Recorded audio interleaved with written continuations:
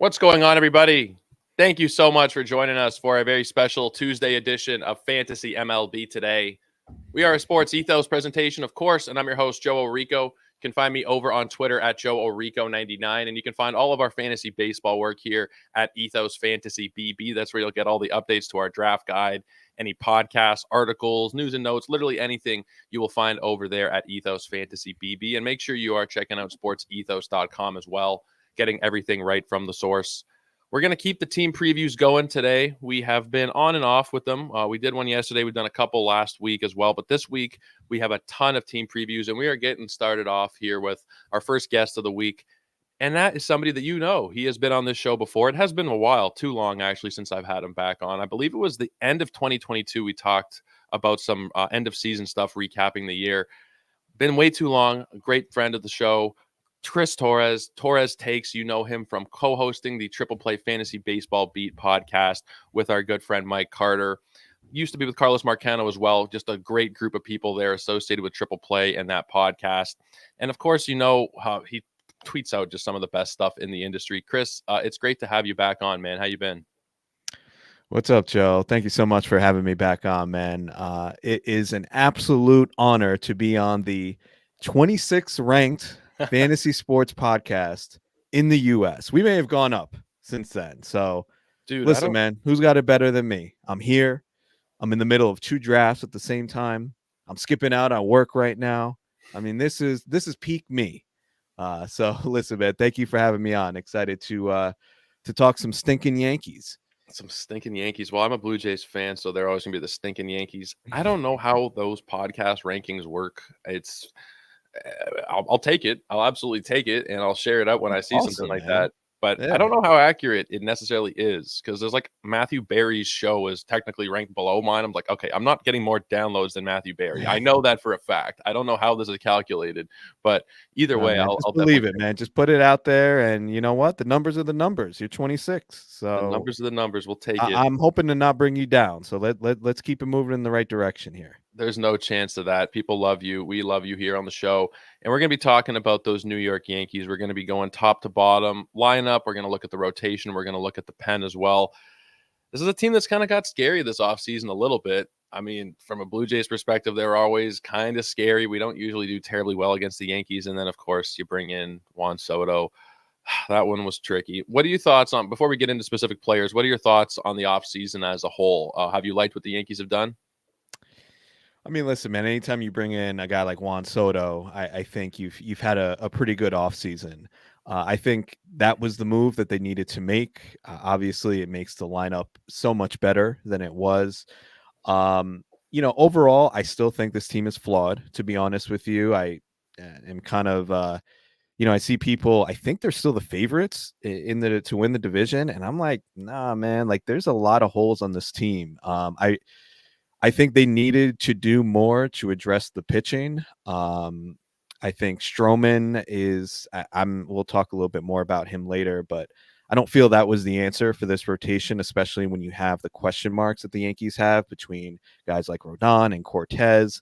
Like, they don't have a lot of depth. They traded away a lot of that depth to get Soto, which, again, I think you needed to do, but I think they should have been supplementing more with, some depth pieces, like a guy who signed today, Jacob Junis, like a guy like that. Like, you need players that can give you reliable innings, and the Yankees are kind of thin on that. So I think, again, you have to give them a positive grade just because they got Soto, but there's still work, I think, that should have been done that at this point it doesn't look like it's happening. Yeah, I mean, when you have the chance to get Soto and the cost is, I mean, I didn't think the cost was that much at all, really. I like Michael King. But I mean, I feel like any team given the opportunity to make a similar kind of trade would make the trade. And that's why I wonder why my Blue Jays didn't attempt something. But I mean, like you said, you get Juan Soto. Whatever else happens, there are needs that maybe weren't addressed, but it's a positive for sure, especially with the allure of him potentially signing a long-term deal. If this season goes well for Juan Soto, as long as the Yankee fans don't rag on him too hard, if there's a down stretch or something like it's hard to see him not going to New York long-term, staying there. Like, he's been in Washington and San Diego. Now he's in a big market where a star like him can actually thrive. I know it's too soon to tell, but do you think Soto will wear another jersey, or is he going to be a Yankee for life, in your opinion? I mean, I think the Yankees made this move with the expectation that they were going to make a really strong offer to keep him. I really think this is a good match for Juan Soto. I think being in New York, I mean, he's Dominican. There's a large Dominican population here in New York. Like, I think like stuff like that, like Yankee Stadium this summer is going to be filled with Juan Soto jerseys. I think the fans, unless he really just bottoms out, I think the fans are really going to embrace him. So I think this is a positive move, and I could definitely foresee him signing here long term for sure. It's going to scare me as a Jay fan, but I think it's probably going to end up happening. It's hard to see him going somewhere else at this point. Anything can happen. But as of now, it's looking scary for the rest of the American League East for sure in that regard. Let's start breaking it down from the top of the order. And the projected leadoff hitter in a lot of different places is DJ LeMahieu. DJ is not who he used to be. The batting average used to be a huge asset. We saw him bat 243 last year. Doesn't steal bases like he used to. Not that he was ever going to steal a ton, but we only saw him steal 2 last year. It's not a great fantasy outlook, but at the same time, his current price right now is 367. He's first and third eligible, projected a leadoff right ahead of Judge and Soto. There are positives, there are also negatives. Where are you at right now on DJ LeMahieu's outlook for 2024? Yeah, super boring, but like you said, the price is right for him. If you look at players going around him, he's like one of the few players in that range who's still an everyday player, at least on the infield. I took him in my first draft because I needed a corner infielder. I think I'm not positive he's going to be leading off. I think that's yet to be determined. What I ended up doing in that draft was actually taking Verdugo and LeMahieu because I feel even Aaron Boone, when asked about who was going to be the leadoff hitter or what the lineup was going to look like, he mentioned those two names specifically as some options for them. So yeah, but even if he's not leadoff, he's still going to be batting probably seventh, worst case scenario, and playing every day. So given the multi-position eligibility, not going to kill your batting average, not an asset there anymore, but I think he's projected for around a 250, 260 average. We'll give you a little bit of pop. We'll throw in a couple steals. I think just given where he's going in drafts, I think he's, I don't want to say a target, but I think he's fine. Yeah, I think he's a good piece of depth. I don't know that I'd necessarily want him in my starting lineup, but at that price, he doesn't need to be. He's Right. at that point pretty much a reserve round. It's essentially reserve round, I think, at that point. When you're Mm-hmm. talking 370, it's like round 24, 25. Maybe in certain builds, he's still getting into your starting lineup there. But as a piece of depth, multi-eligible, I don't really have a big problem with it. Um, like you said, he's not a target, but the price is very appealing, I think, for LeMahieu at this point. Let's dig a little bit deeper on Juan Soto. We mentioned him off the top. He's expensive. He's going in the first round, end of the first round, about pick 11. But I mean, these last couple of years have been quote unquote down seasons for him, and they've been still incredible years. You're talking about the guy who's going to walk more than anybody else in all of baseball. He's going to probably hit close to 300, 35, 40 home runs potentially with that short porch and right. He's going to steal bases for you. There's not a lot you can really say against Juan Soto. It's insane the fact that he's still 25 years old and he can actually get maybe even better than what we've seen. I think he's a good play at the end of the first round as long as you can compensate for the steals soon thereafter. Where are you right now on Soto? Are you taking him at the end of the first? Yeah, in that same draft I mentioned, I was targeting him. I had the 12th overall pick. He got taken right before I before number 12. I ended up taking Judge, who we'll talk about here in a minute. But yeah, I'm definitely I'm good with Soto this year. If you plug in his projection into I use a software called RotoChamp that gives you a composite projection of all the major systems, and he grades out just based on his projection as the 11th overall player. So I think he's fairly priced. I think there's also a little bit of upside. I know there's been debate as to whether he's going to see a big uptick in home runs being in Yankee Stadium with the short porch. I don't know. I understand he's not like a huge pulled fly ball guy, and he's talked about not changing his approach for Yankee Stadium. But I have to imagine that he's going to get a couple that are going to sneak out over that short porch. It's going to boost up that home run total a little bit. So I definitely could see 40 home runs for him this season. The counting stats, I mean, the runs have always been great for him because of how much he gets on base. Obviously, hitting in front of Aaron Judge should help that. I also think that we could see a little bit of an uptick in the stolen bases just because this is a contract year. And listen, I know Juan Soto doesn't need to, I mean, he's going to make a ton of money. He's going to make $500 million probably if nothing changes. But I think there is something. I came across something the other day, even like, I don't know if it was Eno or somebody had some research that showed that stolen bases do tend to jump in contract years. So, he's not a complete zero there, which is even if nothing changes, he's still projected for 11 stolen bases. So I definitely I like that. He's not like Yordan Alvarez, who you literally can put a zero in that column for. So yeah, I'm definitely into Soto this year. And I do think, like I said earlier, this is just a good fit for him, a good environment. And I think the second half too, let's not overlook, like he had a couple down seasons, for Juan Soto in San Diego, but that second half was monstrous. He was making contact at an elite rate. His hard hit rate jumped up, according to Fangraphs, was up at 45%. So I don't know. Is that necessarily going to carry over? I don't know, but I think like he's still young. So maybe this was just him tapping into another level. I think there's at least a case to be made for that. Yeah, there was something about San Diego that he didn't like hitting in that ballpark for Yep. whatever reason. I Yep. don't know what it was, but these last 2 years, the counting stats you still got there, but the batting average was certainly, not what it should have been. And I feel like we can see him get back to what he was in Washington, a 290 to 300 level hitter. You're talking 35 home runs. The steals are very interesting. And, you look at his teammate Aaron Judge a couple of years ago in his contract year, different Mhm. situation, but kind of similar. Judge didn't need to steal. His 60 home run year was going to get him paid regardless of what he did on the base pass. But he also had, I believe it was 15, 16 stolen bases as well. So we could see Soto, just try and eke out every single dollar he can there and try and get a little more active on the base pass. And maybe that 10, 12, 10, 11 turns into 15, 16 as well, which would make him not it's not a nothing. Like you said, a lot of those Yeah, guys who are that at adds the up. end of the first round are not giving you a hell of a lot in terms of stolen bases, but getting 15 or 16 there would be massive from him. And I think we're pretty safe to say 100 and 100 in terms of runs and RBIs is going to be incoming for him.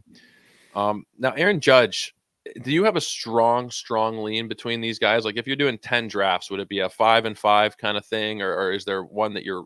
I know you said that you were aiming for Soto in that other draft, but do you feel strongly about this one?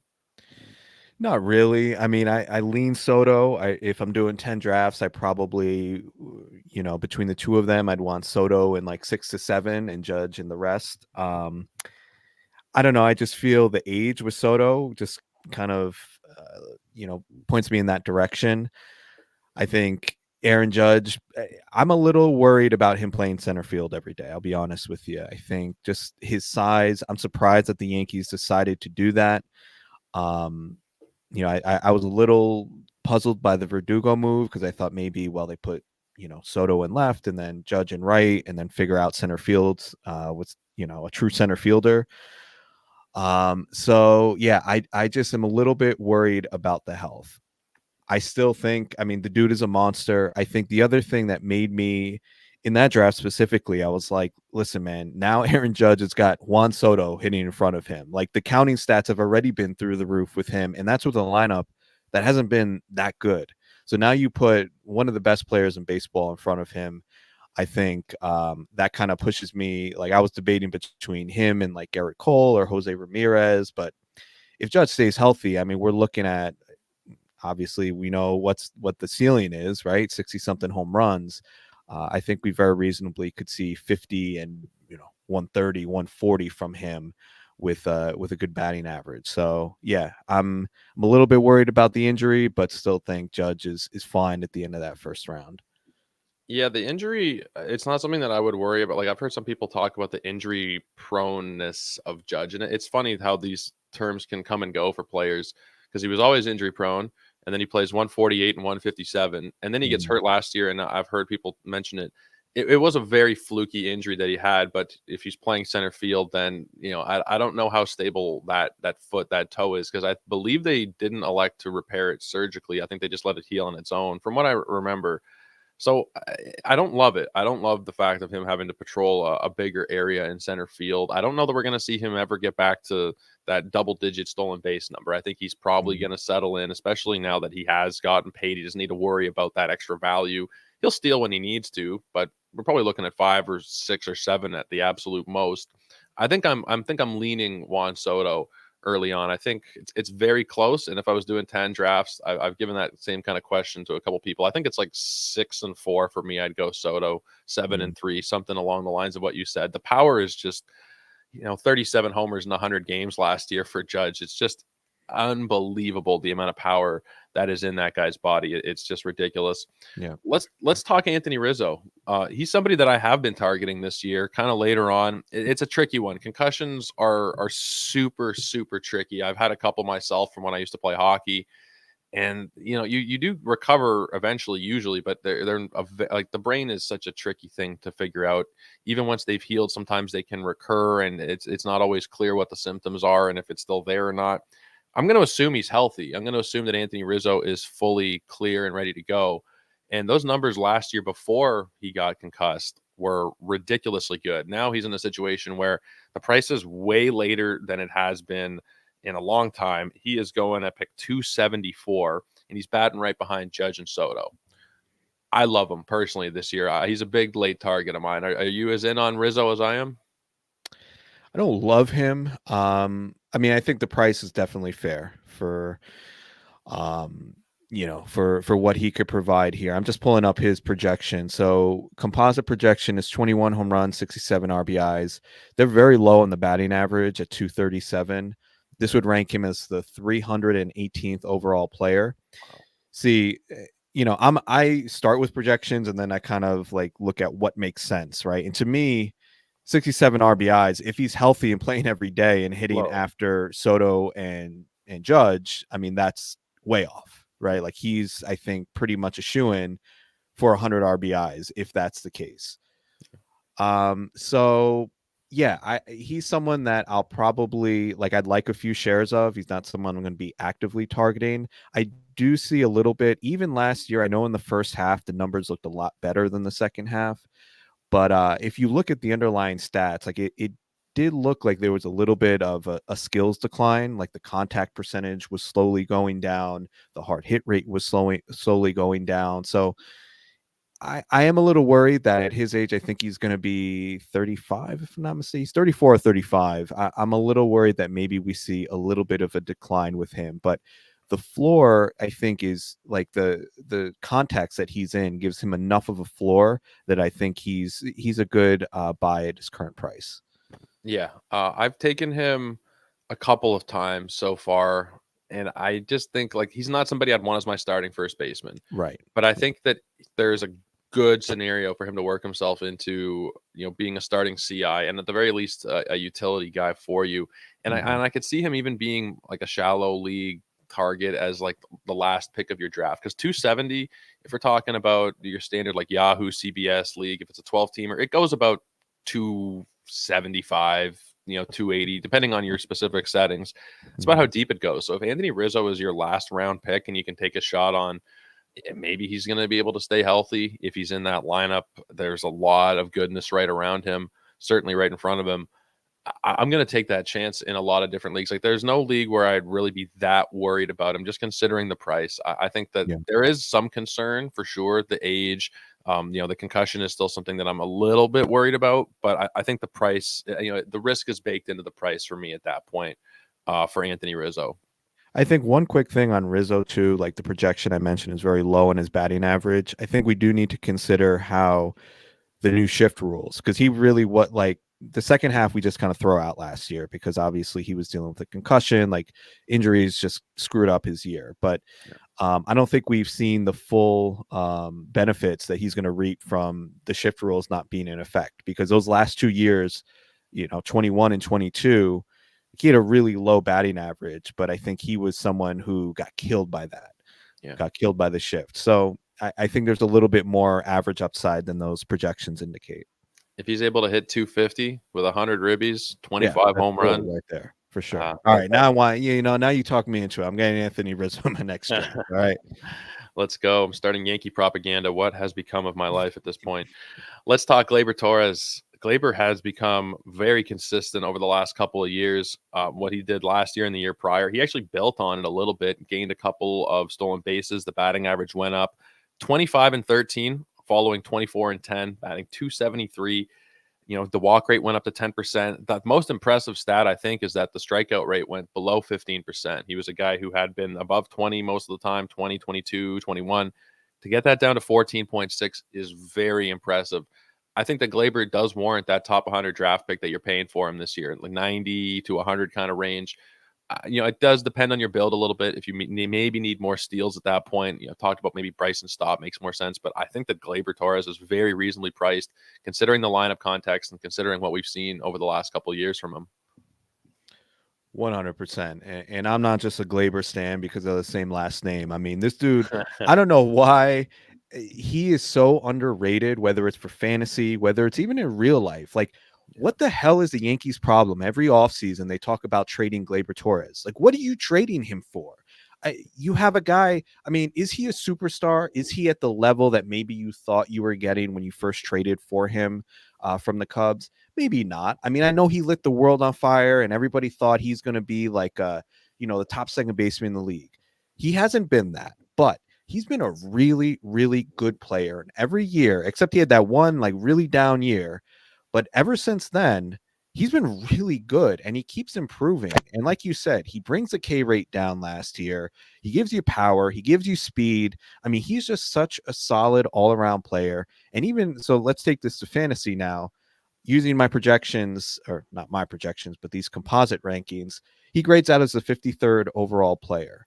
Wow. There aren't that many players. Like, he gives you a little bit of everything. He's not going to be a stud in any one category, but man, I love these guys.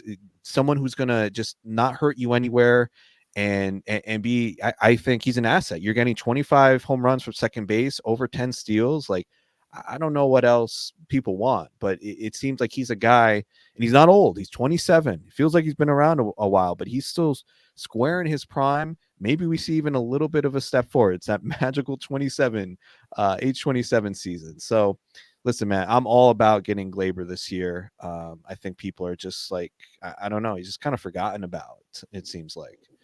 Something I really like too is when you look at the various different projections, ATC, the Bad X is out now, Zips, Steam, or whatever it is you look at, they're all incredibly similar for him. There are some Yeah. players where you look at the projections and they are like 16 home runs, 28 home runs. They're all over the place in terms of playing time, in terms of everything.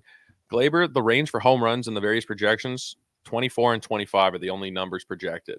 Steals, it ranges from 11 to 16. Runs range from 81 to 85.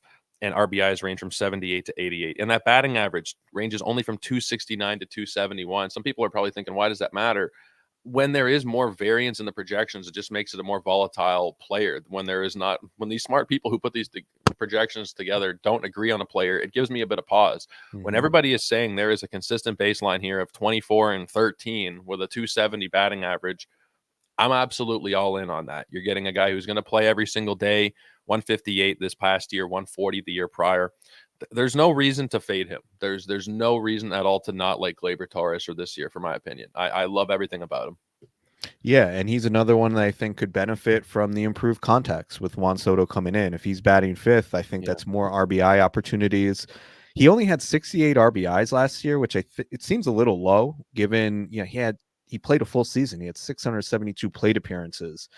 I know he batted leadoff for a little bit, but it seems like this should have been higher. So I think with a little better luck or improved variance with runners in scoring position, I think he should be in line for 90 to 100 RBIs. So I think Gleyber is a smash right now. Yeah, if he can return what you said, the 53rd ranked type of player, that would be just one of the higher return on your investments you're going to get in the top 100 there, if he's able to meet that. And I tend to believe projections. I know some people whenever I tweet something out about projections, people will say, oh, it's made up stats. It doesn't. We have Made up. to. I don't understand that. What are people like? You see that too, though. You see people saying that kind of. Oh yeah, no, I know. There's still that like dinosaur mentality. Yeah, Like it just to me, it just boggles my mind. Like, yeah, they're not perfect, but they give you they're pretty damn accurate, you know. And if you're relying on them 100%, that's a problem. But if on the contrary, if you're relying completely just on, on vibes and just how you feel about a player as your base, as what you're, using to make decisions, then that's also a problem. So yeah, I mean, I think it's an art and a science, right? Being able to kind of forecast player production. And I think you have to incorporate the science part of it. yeah, absolutely. That has to be a huge part of it. I think the majority component has to be what the numbers are telling you. At the same time, if we were just looking at the numbers, everybody would have the same rankings. Like there is a gut instinct part of it. Absolutely. If Yep. these two guys have the same projections, my gut's telling me Logan Gilbert over Justin Steele or whoever it is. Mm-hmm. But there is a lot of it that needs to be, you have to defer back to the computers. I'll always say when somebody questions me, well, why should I believe this? And I'll say, the numbers, they may not be perfect, but they're certainly smarter than you and I. No question about it. Off the top of our brains, we can't do what the projections do. Yep. Let's talk Alex Verdugo a little bit. One of the new additions, one of the rare Yankee Red Sox crossovers. The other one, the most recent one I can remember is like Johnny Damon. I'm sure there's a couple others, but it doesn't really happen that often where you see a guy play for both squads. Verdugo is kind of boring. I think that he has, some value in deeper leagues. I don't know if you're playing in a, like I mentioned earlier, a 12-team Yahoo league. I don't know that I want Verdugo. I think he's more of an NFBC type of guy where he's some depth. I wouldn't want him like as a starter, but as maybe your fifth outfielder, first guy off the bench kind of range is where I'm kind of looking for Verdugo. Not somebody that I have a ton of confidence in, but I think he's just fine, kind of boring. Where are you on Verdugo right now? Pretty much the same. Like you said, he's more of a deep league play, though I think he can provide some value, especially if he does find a way into that leadoff spot. I do think it's possible, against right-handers. I could see this, and Mike Curlin actually on his site has it set up this way. Against right-handers, he has Alex Verdugo leading off, and against lefties, he has LeMahieu. And I think that makes a lot of sense.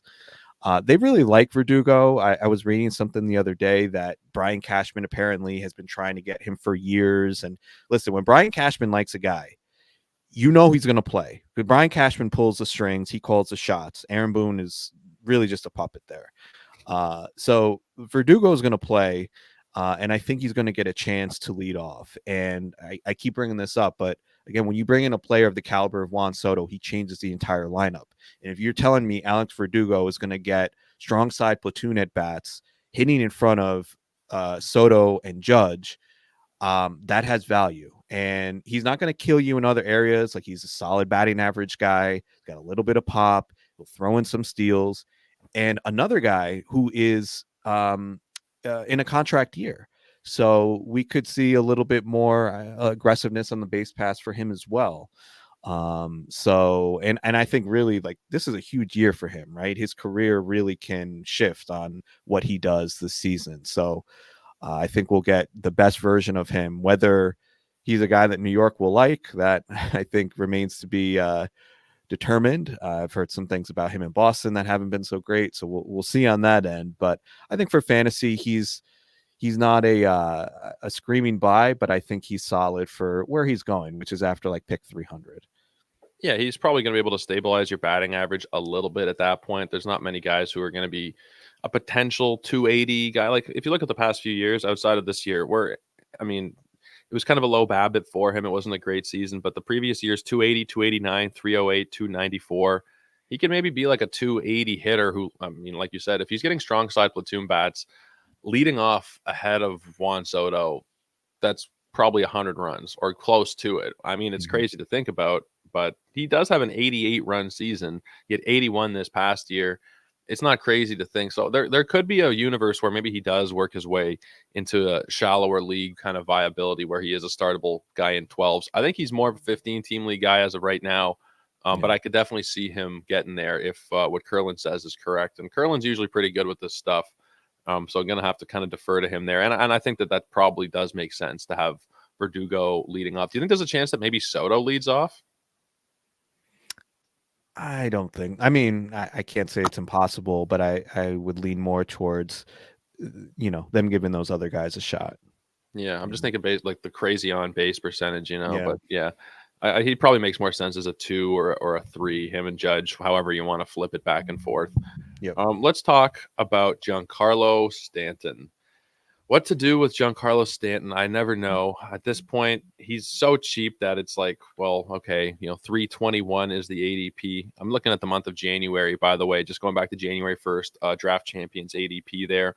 If he's able to stay healthy, then he's a 35, 40 home run guy. We know We've this. been saying that for 5 years. I know. And every year it's, tons of missed time. Is there an argument to be made that you draft him and you start him when he's healthy and then you just say to hell with it? I know I'm going to have to cut him at some point, but I'll take what I get. Or is he just an avoid for you?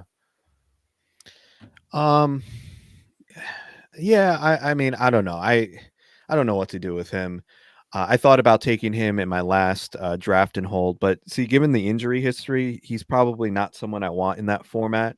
Yeah. I think where he's going, like you said, if he's healthy in spring training, they're going to play him, right? Like he's going to play every day. They're paying him, a ton of money.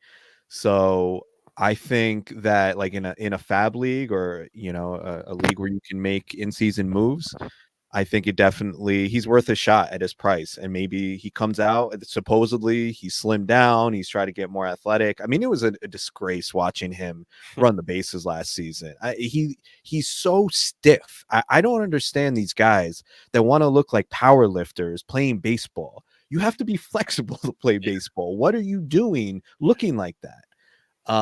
So apparently he's changing his approach. So for fantasy, I guess my verdict is if you're in like a deep league in a league where you can make in season moves, he's worth a flyer because maybe you get some power out of the gate, and then when he gets hurt, you drop him. I'm totally on board. He's not somebody I want to be staring at on my bench the whole year or for Right. those 115 games he's going to miss. Definitely somebody that's going to be need to be cut at some point in the season, unfortunately. Now, there's another thing that he's not quite there yet. He's just over 400, but the path to 500 is something that's going to be in the back of his mind at some point, staying on the field just to try and get that 500 home run number. At least you figure that's going to be something that plays a role. Maybe not this year, probably not this year, but maybe by like next year, that's something that I don't know how much of a factor it's going to play, but maybe he does, some more smart things in his later career so that he can stay on the field to get to 500 home runs. That's complete conjecture, but just, something more to keep in mind for next year and the year after for Stanton. Well, I Um, hope you're wrong because I wish they would just get him off the team. It just really is such a liability. He's not a good defender. He can't yeah. run the bases. He strikes out all the time.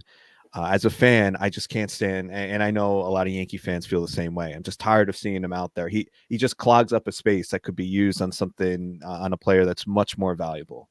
Yeah, and he takes away DH at bats from, I mean, Right. whoever. I mean, it's fine, like him while he's out there, sure, whatever. But I mean, you could argue, does the power offset while he's healthy? Does the power offset the bad batting average and the strikeouts? But that's days off from Judge that he's not going to be able to Exactly. get, and potentially for Soto and for whoever else that you might want to give a day off to, where you have Giancarlo kind of filling that up. That's complete conjecture. The 500 number, whether it's with the Yankees or somewhere else, I do think that he'll try and get there. Um, but let's talk about Anthony Volpe a little bit. I don't know what to make of him. I think the projections are a little bit low. They're thinking that he's probably not going to be able to meet the numbers that he was able to get to last year, which is 21 and 24. They're calling for like 19 and 22, which isn't a drastic change. 18 and 22, 20 and 23 kind of thing. They expect the batting average to move up a little bit and the counting stats to increase some degree, but does that make him worthy of being drafted where he's going? I've seen Anthony Volpe go as close to a top 100 pick recently, as high as 113 over the last month. He's generally going at like 130, but it just feels a little expensive based on what we're seeing from the projections, based on the floor we know is there with the batting average. Am I crazy to doubt that Volpe's going to improve this year a little bit? I think it's very possible. I mean, you look at his age last season, and he was just kind of thrown out there. And I'm glad the Yankees actually stuck with him. I thought he was going to get sent down at one point. Yeah. Um, I think it's very reasonable to project some improvement. Um, for fantasy purposes, I think just that power speed combo, um, even with the batting average floor, like right now they have him projected for 230 with 2023. Probably given where he's going. What's his ADP now? I don't have it in front of me. It's like 132, 133. Yeah, it's Feels a probably a little little, bit high. yeah, I also, you know, batting order does matter. Like for every lineup slot you move down, you lose a certain number of at bats, and I just don't see a path for Volpe. Like unless they put him in the leadoff spot, I don't see really a path to him jumping way up the batting order. So, I'm just kind of like agnostic on him, to be honest. Like if he's there and I need a shortstop, and I need a little bit of speed, I think he's fine because he's also gonna, he'll give you that balance between the power and the speed. But I need to make sure that I have pretty solid batting average guys up top to deal with the hit he's probably going to be in that area. yeah. I think I'd take him if he falls more into like the 150-ish kind of range. Yeah, I agree. I Yeah. think he's the type of guy where if we see a strong spring, people will push him up into the top 100 again. Remember last year what happened with Volpe, where he was going in the 60s and the 70s and the 80s in March? Mhm. I don't know if maybe the bloom was off the rose to the point where that's not going to happen.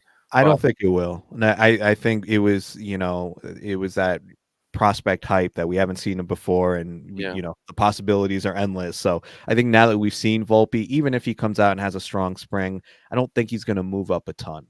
okay. Well, that's good to hear. I'm hoping that minimum pick of 112 does not become more of the norm because I'd like to get a couple shares if I could. I just don't want to pay the going rate at this point, which might make me out on him. But if that's the case, like you said, he's probably going to be 7, 8 in the order. If he's batting ninth, there could be some nice runs that come out of that. If he's batting ninth and you're turning it over to LeMahieu and Soto and Judge, but it does take away from the overall at bats you're going to get, limits homers, steals, RBI. So I don't love it at this point. Yeah. In terms of the catchers, Austin Wells and Trevino, how do you expect playing time to shake out there? And is there any real fantasy viability, you think? I don't think either one of them are really that fantasy viable. I know Wells, there's some hype around him. He's going around pick 300, I think. And honestly, I think those people that draft him are, if you're looking at him as obviously not in a 12 teamer, but like a starting catcher in a 15 teamer or in a two catcher league, I think you're going to be a little disappointed. I just don't know if the playing time is going to be there.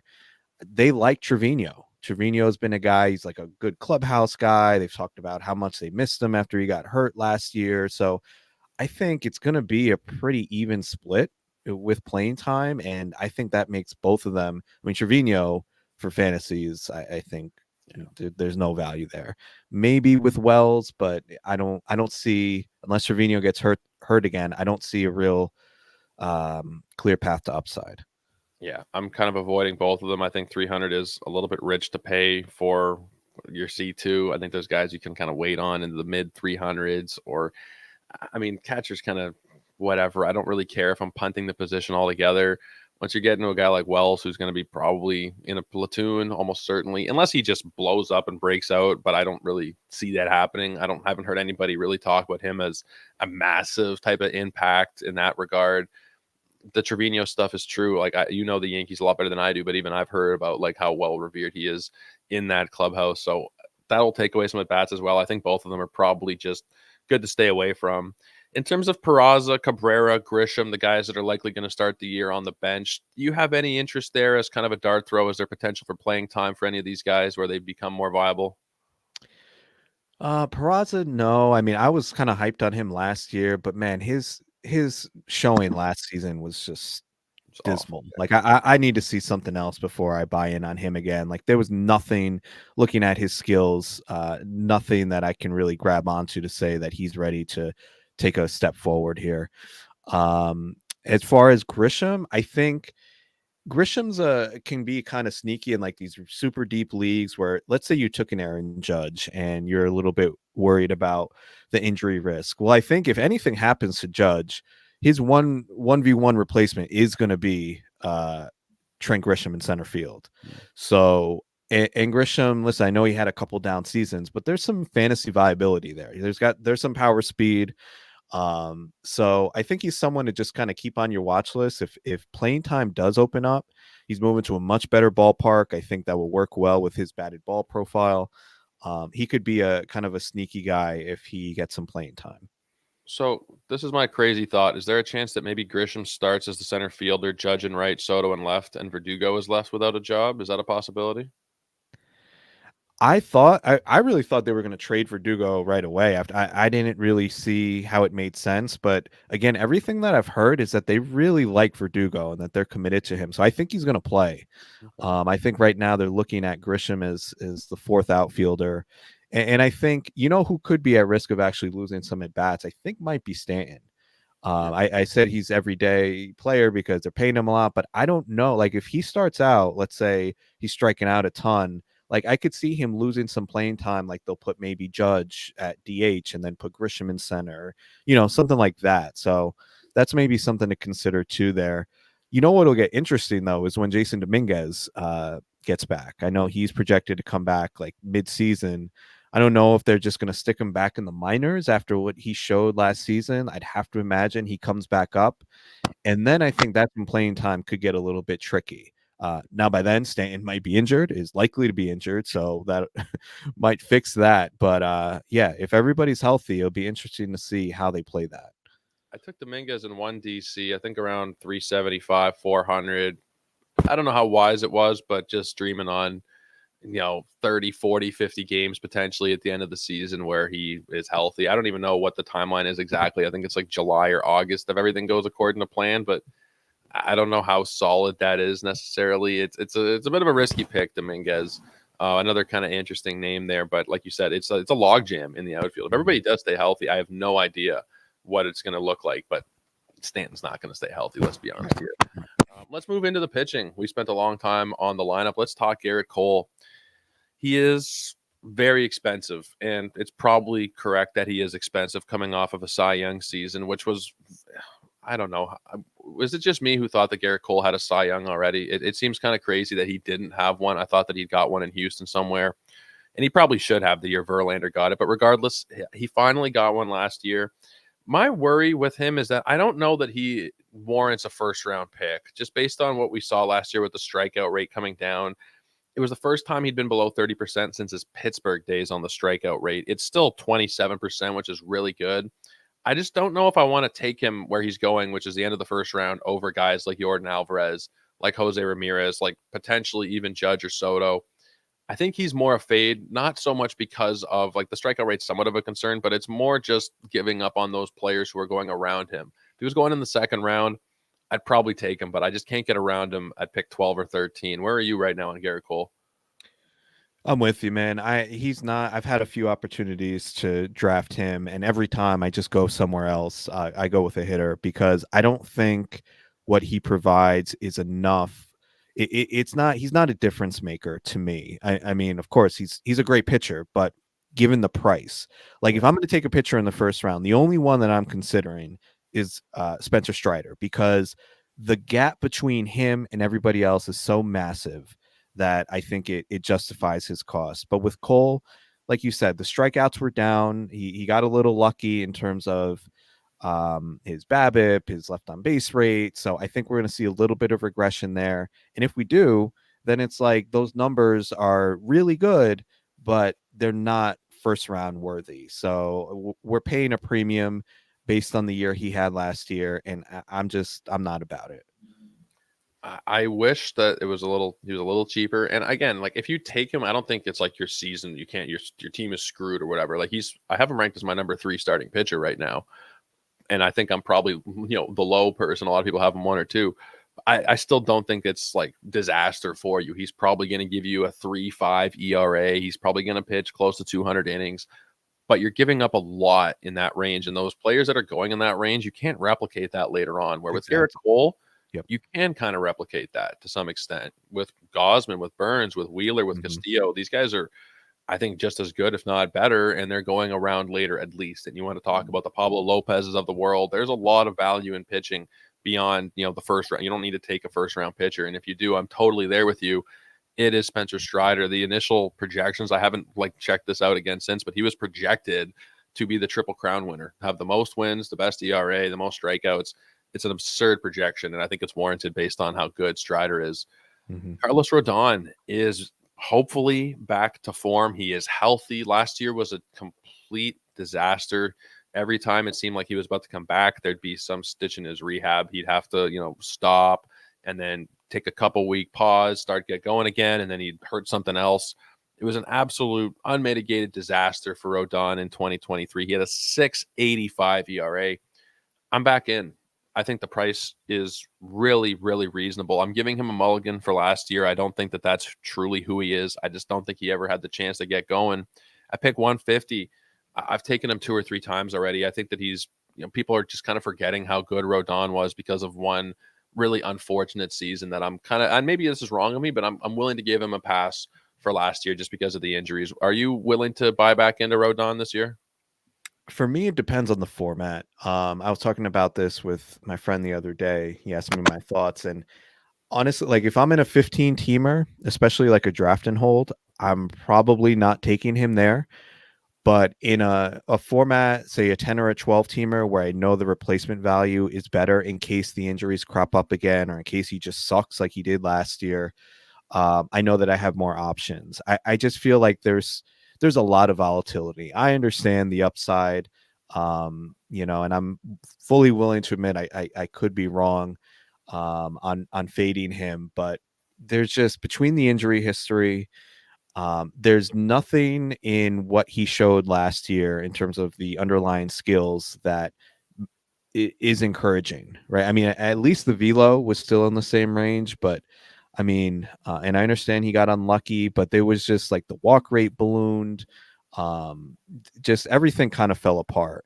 And honestly, like he reminds me too much. And maybe this is my bias, just because I've been watching the Yankees forever. Like he reminds me of these big name pitchers the Yankees have gotten out, have gotten in free agency, and who are just complete busts. Guys who just are not cut out to play in New York. Like I don't know, you probably too young for this, but like Jarrett Wright, Carl Pavano, like these guys were, big free agent signings who just, they didn't have the temperament to play in New York. And just given everything Rodon showed last year, between the way he interacted with that fan, that was a big story, blew a kiss to the fan or whatever, and he turned his back on the pitching coach. Like, to me, that doesn't indicate a guy who really has thick enough skin to pitch in this environment. So I know that's obviously talked about how I'm into projections and numbers, like that's the opposite of that, but these are the things that I do consider, especially when looking at a player like this. So I'll probably, like, I'm doing a online championship, which is a 12 teamer.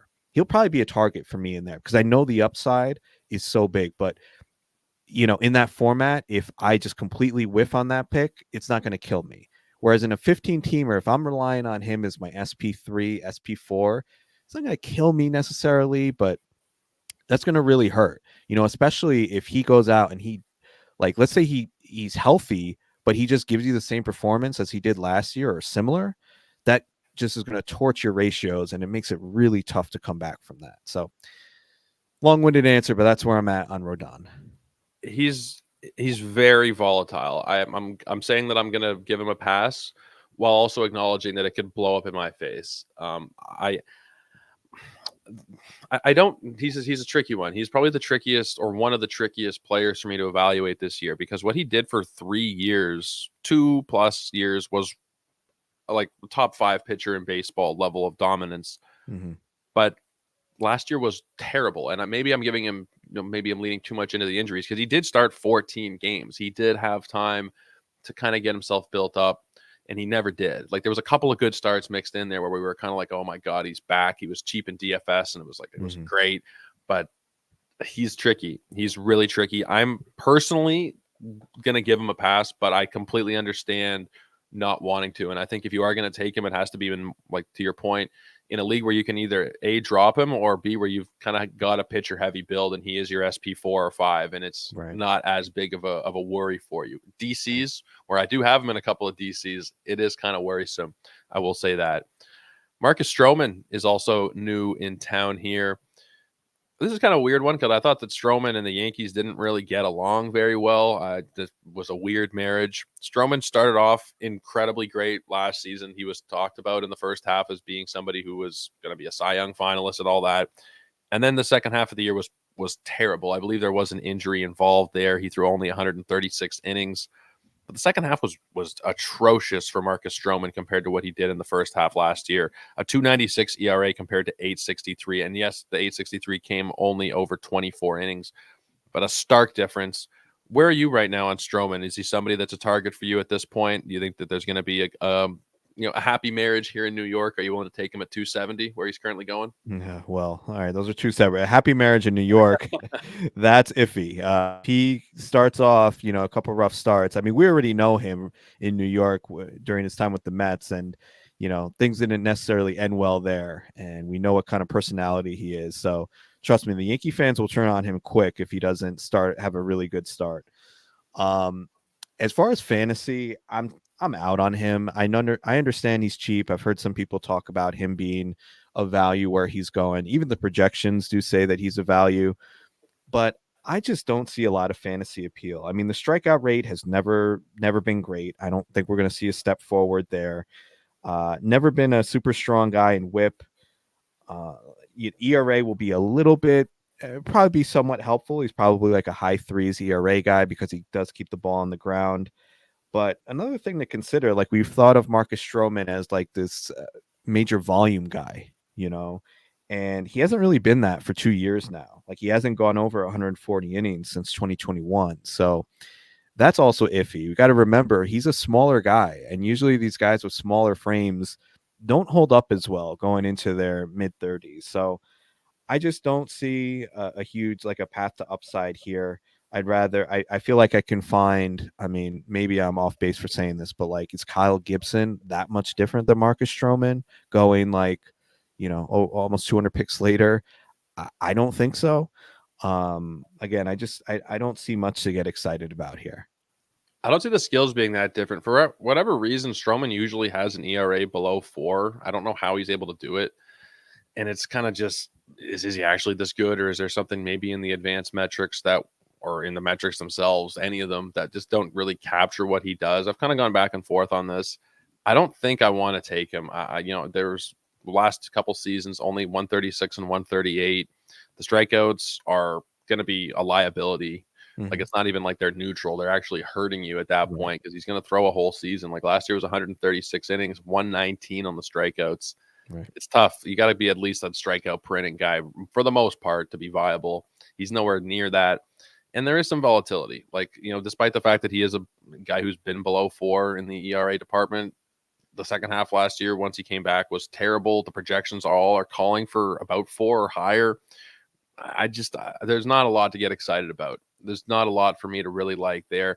If there's anything, it's the fact that he's a heavy ground ball pitcher, and maybe that will play well for him in New York, but I'm not taking him where he's going. I think I might have taken him once because he fell to like 350 or something, but he's not somebody that's going to be on a lot of my teams. Yeah, he's definitely not a 12-team guy. You're going to fall so far behind in strikeouts if you're running a guy like Stroman out there that he's a total avoid in something like that. I completely agree, yeah. Let's talk Clark Schmidt a little bit. Last year, he was kind of a darling of the fantasy world coming into last year. People were thinking he was going to be a big breakout. Didn't happen. He wasn't terrible, but the 4.64 ERA over 32 starts was not ideal. Strikeouts and walks are fine. They're about average. He's not somebody to get excited about for me. I don't have really strong opinions on Clark Schmidt one way or the other, but I haven't drafted him yet through 9 drafts. I picked 350. Read into that what you will. There's not a lot to get excited about for me here. Same. He's just a perfectly, to me, he's fine as like a depth piece in a deep league, AL only or 15 teamers. Being on the Yankees, I think he'll be in position for some wins. The only thing is that the Yankees didn't really push him past 5 innings too often, so you also have to consider that.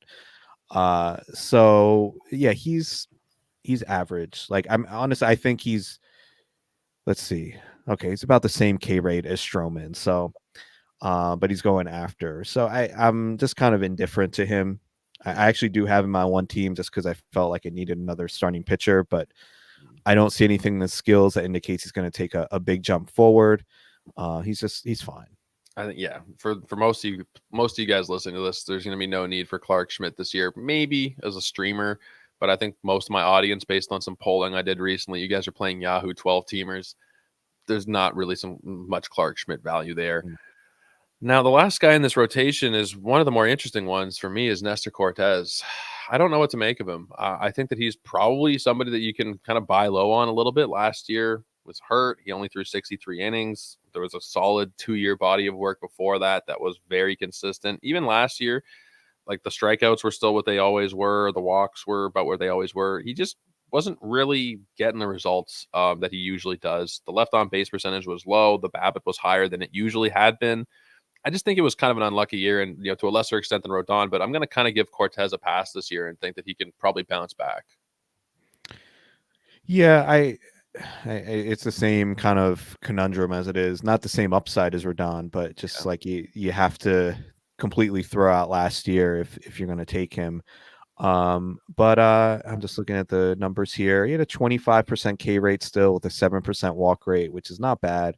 I think in a 12 teamer, maybe it's kind of like your last pick or second to last pick is kind of a guy you take a shot on, see how he looks in spring, and maybe look at the Yankee schedule the first couple of weeks and test him out. See how he does. And I think those are the kind of picks you want to make late in a 12 teamer. I think a guy who has demonstrated that he has some pretty good upside. Why not? At the end of a draft. The last pick of my home league last year, I selected Sonny Gray. So you never know what's going to happen with those last picks. Sometimes they can pan off. I'm not saying that Nestor's going to do what Sonny Gray did, but sometimes there can be some gems there at the end of your 12 teamers. Let's talk about this bullpen. Clay Holmes is the guy. He is going to be the closer, I think. There's not much debate, right? I've heard some people talk about maybe it's not him, maybe it's somebody else, but it's Clay Holmes, I think, right? Yeah, all indications are that he's the guy. I mean, they really like him. They've stuck with him pretty much through thick and thin for the past few years. So I have no reason to believe he's not going to start out with the role. Yeah, I don't. This is a hard bullpen to read. I mean, I think they have a good bullpen. I don't know, like if let's say Holmes got hurt or was ineffective. I really think it's a total toss up as far as who would see save opportunities. I mean, you've got Loizaga there, Tommy Canley. I think Scott Efros could be kind of a sneaky play. The Yankees were very high on him. They acquired him at the deadline a few years ago. Then he had, I believe it was Tommy John. So he's healthy, and I think he could see a prominent role in the bullpen. I just really don't know what to make of it. In terms of fantasy, like if something happened to Holmes. But I think you're right. It looks like Holmes is the guy. I have no idea where they would turn outside of Holmes either. I don't even have an educated guess really at this point. I think most people don't. Yeah, I mean, you look at the ADPs of the guys in the bullpen; they're all like, some of them aren't even being drafted. I think people are just kind of throwing their hands up and are like, I don't effing know. Maybe Loizaga, maybe, but they never really want to give that role to him, though. I mean, I feel like he's had an opportunity, and they just never seem to feel comfortable with it. So, I really don't know. Holmes is the guy to focus in on, I think. But is he somebody to draft where he's going, which is about 110, 115 in your average draft? Are you comfortable taking him there as probably your second closer at that point? At first, because I started drafting like a month ago, and like Hader was still out there, and I thought the Yankees, I think they should have made more. I don't know if Hader just didn't want to come here, but yeah, you can't let him go to the Astros. I mean, that's just a disaster for the Yankees. I thought he made a lot of sense for them. I just felt like they were going to bring in somebody to give Holmes competition at least, and they haven't done that. So I think where he's going now, I think it makes a lot of sense. He's not going to give you elite strikeout numbers, but not terrible, 27%. 65% ground ball rate last year. I mean, I don't have Emmanuel Clase's numbers pulled up in front of me, but I can't imagine they're that different than Emmanuel Clase last year. Probably better actually. Might even be better. Yeah. So and you're getting him, 50 to 60 picks after Clase. So yeah, I think Holmes right now, since he's kind of survived the free agency period, I think he's definitely a buy. And I don't think you're going to see people get kind of anchored to what that original ADP was. So I don't think he's going to like all of a sudden like have a huge jump. So yeah, I definitely am into Clay Holmes if you're drafting now. Projections for saves and wins are kind of all over the place, but he's projected for 30 saves pretty much everywhere. That goes to show that the people who make the projections are pretty sure that there's nobody else who's going to have any kind of shot here. As long as he's healthy, this is a potential 30 save guy here with, I mean, the last 2 seasons are any indication, he's probably going to be somewhere in the below 3 ERA range. His xERA, his FIP, his xFIP, all of those numbers, Sierra, everything is below 3. So there's a lot to like there in terms of the ERA supporting metrics as well. Chris, we've covered the team pretty deeply here. Is there anything that we've missed? I think we've covered everything, but you're the fan. Is there anything that we might have missed over here? Just one guy I wanted to mention is because I talked about how the Yankees, they don't really have much depth in the rotation. I think to keep one guy to keep an eye on is Will Warren. I saw an article recently that the Yankees pitching coach mentioned him specifically as someone that we could see at some point this season. I was looking, Saris has a Google Doc. I was looking around for like Stuff Plus numbers for minor leaguers, and I happened to found had this Google Doc, and Will Warren had like a 124 Stuff Plus, which is well above average. It was the same as Bobby Miller at AAA last year. So he's a guy to keep an eye on. I think we talked about the injury concerns in that rotation. I think there's a very good chance we're going to see Warren at some point, and just a name, 12 teamers, a name to just put on your watch list. And if there is an opportunity, I think definitely worth at least a pickup and seeing where it goes. He's going to pick 541 in Draft Champions over the last month. There's a minimum pick of 405. The maximum pick is 734. There's kind of a big range there, but he is not somebody who's going to cost you a lot. Go draft him in like round 35, 40 kind of range. Take a chance on him. Like Torres says, there could be some upside there. I think we've covered it though, man. I think we've covered the Yankees in depth. I've got through this hour of talking about this team that drives me nuts for 6 months of the season, but I'm glad I was able to get you on here to talk about it. I do want to give you a chance though to tell everybody about what you got going on and where your work can be found before we let you go. Yeah, so thank you again, Joe, for having me on. This was fun. So right now, my only gig is co-host of the Fantasy Baseball Beat podcast. You can find that on the Triple Play Fantasy Baseball podcast feed. So our show I host with my good buddy Mike Carter, and we bring on MLB beat writers and try to get you the best information that we can. And then we also, bring on fantasy related guests and, have more fantasy related discussion as part of the show. So please check it out. We would love any new listeners, and you can find me on Twitter. And I like your tweet from earlier, Joe. It will always be Twitter. Enough with this X crap. I will never give in. But you can find me on Twitter at Torres Takes, posting, just random fantasy baseball nonsense. Posting Torres takes, like he says. Go ahead and follow Chris over there. He's one of the more entertaining follows. And make sure you're listening to the Triple Play Fantasy Baseball Beat. It is one of my go-tos. I don't have as much time to listen to podcasts because I'm just doing so much stuff. If I have a long car ride, then it's great because I can kind of bang out 3 or 4. But I always make sure I listen when you guys put out a show. They're always top notch. 100% you guys should be checking it out and following Chris over on Twitter, not on X. It is called Twitter. I don't care what anybody calls it. It's like the whole Prince thing. Artist formerly known as Prince. Like, get out of here with that crap. Still Prince, Yeah. Check out my work over at Joe Orico 99 on the Twitter machine. Ethos Fantasy BB is the company page where we post out all of our new links, articles, polls, everything of that nature. And go to sportsethos.com to get everything right from the source. Tomorrow, it is Sam Wershing and the Seattle Mariners. But until then, everybody, take care. Have a great night. We'll see you.